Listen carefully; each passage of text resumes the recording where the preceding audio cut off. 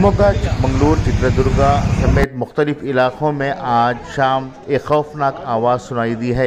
ये खौफनाक आवाज़ कैसी है और कहां से आई है, अभी ये सोच ही रहे थे कि लोगों में ये अफवाह उठी कि ये ज़लज़ले का झटका है। लेकिन माहिरीन का कहना है कि ज़लज़ले के झटके में किसी भी तरह की रोशनी दिखाई नहीं देती, ना ही आवाज़ आती है, बल्कि सिर्फ ज़मीन आहिस्ता से हिलती है, जिसकी वजह से नुकसानात पेश आते हैं। बावजूद इसके लोग डर व खौफ के माहौल में घरों से निकल आए हैं।